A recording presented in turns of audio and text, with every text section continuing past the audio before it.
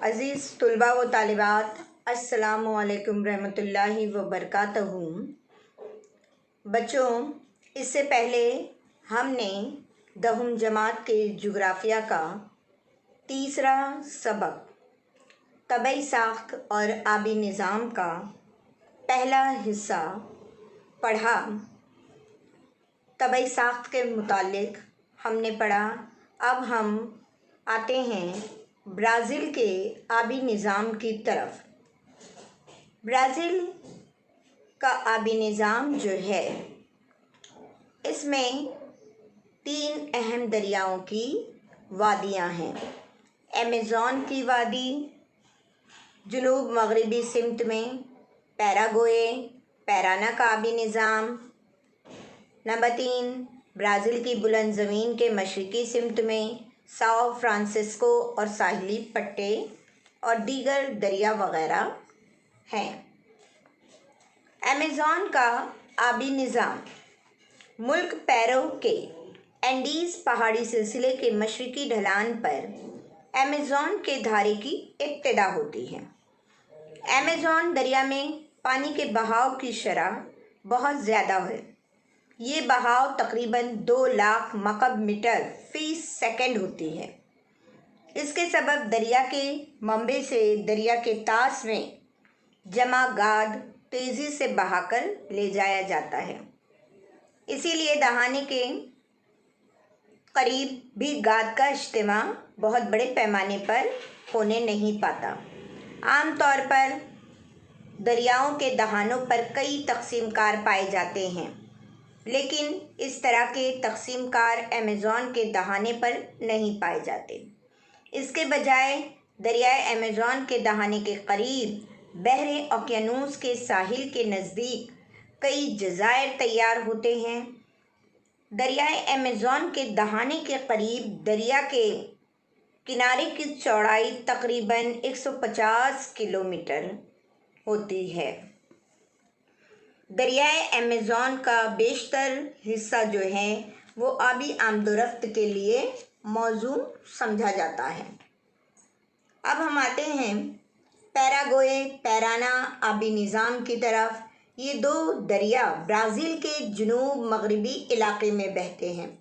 یہ دونوں ہی دریا برازیل کی جنوبی سمت میں ارجنٹینا کے دریائے پلاٹا میں ملتے ہیں جا کر ان 2 دریاؤں اور جنوبی سرے پر موجود دریائے اوروگوئے سے برازیل کی بلند زمین کی جنوبی ڈھلان کو پانی کی فراہمی ہوتی ہے۔ اس کے بعد دوسرا دریا ساؤ فرانسسکو، یہ برازیل کا جو ہے تیسرا اہم دریا ہے۔ اس دریا کا پورا آبگیر علاقہ برازیل کی حدود میں آتا ہے۔ آبی نظام کا یہ علاقہ برازیل بلند زمین کی مشرقی سمت میں واقع ہے۔ اس خطے میں تقریباً 1000 کلومیٹر فاصلے تک یہ دریا شمال کی سمت بہتا ہے اور اس کے بعد مشرق کی سمت مڑ کر بحر اوقیانوس میں جا ملتا ہے۔ ساؤ فرانسسکو دریا کے دہانے کے قریب تقریباً 250 کلومیٹر کا طویل حصہ آبی آمد و رفت کے لیے موزوں ہے۔ اب ہم آتے ہیں ساحلی علاقے کے دریا کی طرف۔ برازیل کے ساحلی علاقے میں کم لمبائی کے دریا ہیں۔ ساحلی علاقوں میں گنجان آبادی ہونے کے سبب یہ دریا بھی اہمیت کے حامل ہیں۔ ان میں سے پرنائبا ایٹاپے کرو دریا شمال کی سمت میں بہتے ہیں اور شمالی بحر اوقیانوس میں مل جاتے ہیں۔ جنوبی بحر اوقیانوس میں ملنے والے دریاؤں کو پانی کی فراہمی برازیل کے بلند زمین سے ہوتی ہے۔ پیراگوا کو دریا سلواڈور کے قریب بحر اوقیانوس میں جا ملتا ہے۔ بچوں، یہ تھا برازیل کا آبی نظام۔ اب ہم آتے ہیں اپنے بھارت کے آبی نظام کی طرف۔ منبع کے لحاظ سے بھارت کے دریاؤں کی درجہ بندی ہمالیہ کے دریا اور جزیرہ نما دریا ان دونوں میں کی جاتی ہے۔ سب سے پہلے ہم ہمالیہ کے دریاؤں کو دیکھتے ہیں۔ ہمالیہ کے بیشتر اہم دریا مختلف برفانی دریاؤں سے نکلتے ہیں۔ اس وجہ سے موسم گرما میں بھی ان میں پانی کا بہاؤ بہت تیز اور زیادہ ہوتا ہے۔ بارش کے موسم میں ان میں اکثر سیلاب بھی آتے ہیں اور سال بھر یہ بہنے والے دریا ہوتے ہیں۔ اسی طرح دریائے سندھ اور اس کے معاون دریا اور گنگا اور اس کے معاون دریا، ایسے دو گروہوں کے دریاؤں کا شمار ہوتا ہے۔ دریائے سندھ اور اس کے معاون دریا یعنی جہلم، چناب، راوی اور ستلج مغربی ہمالیہ یعنی ریاست جموں کشمیر سے بہتے ہیں۔ یہ بڑی حد تک کہ ایک دوسرے کے متوازی ہیں۔ دریائے سندھ کا ایک معاون دریا ستلج مانسروور کے قریب سے نکلتا ہے اور مغربی سمت میں بہتا ہے۔ ستلج اور اس کے معاون دریاؤں کی سیلابی مٹی سے بھارت کے پنجاب کے میدانی علاقے بنے ہیں۔ دریائے سندھ آگے جا کر پاکستان میں بہتا ہے اور بحر عرب میں جا ملتا ہے۔ دریائے گنگا ہمالیہ کے گنگوتری برفانی دریا سے نکلتا ہے اور ہمالیہ عبور کر کے میدانی علاقوں میں آ کر مشرقی سمت بہتا ہے۔ ہمالیہ سے نکلنے والے دریائے گنگا کے کئی معاون دریا بھی اسی طرح بہتے ہیں۔ یمنوتری سے نکلنے والا دریا یمنا دریائے گنگا کا ایک اہم معاون دریا ہے۔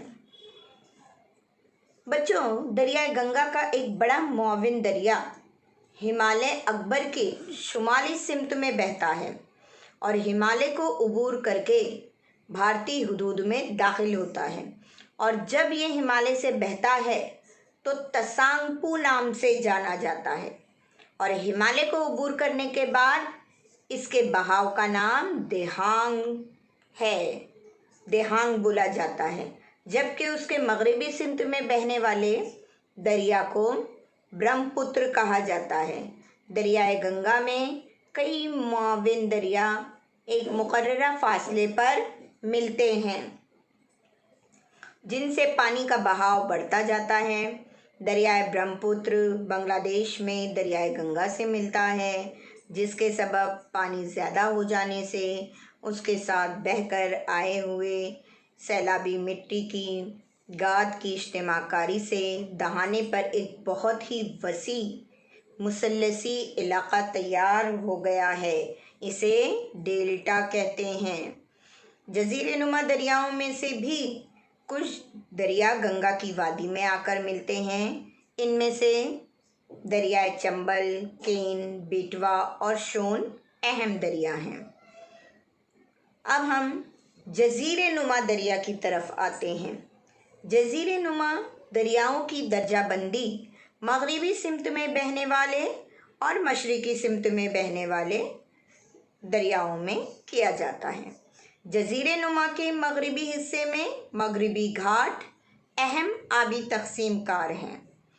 جزیرے نما دریاؤں کا بہاؤ بارش پر ہوتا ہے اور اس کی وجہ سے ان دریاؤں کی وادیوں میں سیلاب کا خطرہ ہمیشہ نہیں رہتا، کیونکہ یہ دریا موسمی ہوتے ہیں، موسم کے لحاظ سے بہتے ہیں اور پھر اس کے بعد یہ رک جاتے ہیں۔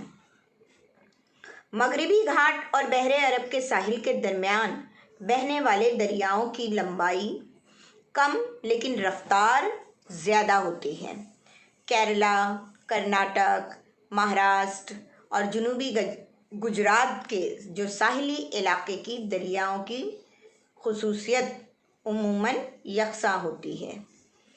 شمالی گجرات میں خلیج خمبات کے ساحل پر آ کر ملنے والے دریاؤں کا ایک الگ گروہ ہے، جس میں تاپتی، نرمدا، مہی اور سابرمتی دریاؤں کا شمار ہوتا ہے۔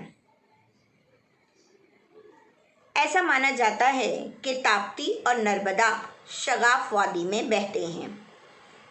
مہی دریا شمال مشرق سے جنوب مغرب کی سمت بہتا ہے۔ جبکہ اراولی کی جنوبی ڈھلان سے نکلنے والا سابرمتی دریا شمال سے جنوب کی سمت بہتا ہے۔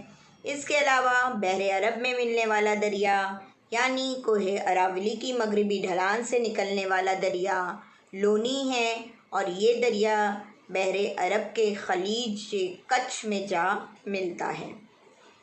اب ہم آتے ہیں بچوں بحیرہ بنگال میں ملنے والے دریا کی طرف۔ جزیرے نما کا بیشتر علاقہ بحیرہ بنگال کے آبی علاقے کا حصہ ہے۔ اس میں دریائے گنگا کے علاوہ مہاندی، گوداوری، کرشنا اور کاویری اہم دریاؤں کا شمار ہوتا ہے۔ گوداوری، کرشنا اور کاویری ان تینوں دریاؤں کا منبع مغربی گھاٹ کی مشرقی ڈھلان پر ہے۔ آبگیر علاقے کے لحاظ سے دریائے گوداوری بھارت کا دوسرے نمبر کا دریا ہے۔ اسی طرح دریائے کرشنا کی وادی گوداوری کے جنوب میں واقع ہے۔ دریائے بھیما، دریائے تنگبھدرا دریائے کرشنا کے اہم معاون دریا ہیں۔ دریائے کاویری کرناٹک اور تامل ناڈو ریاستوں سے بہتا ہے، اور اس دریا کا استعمال زمانِ قدیم سے ہی آبپاشی کے لیے کیا جاتا رہا ہے۔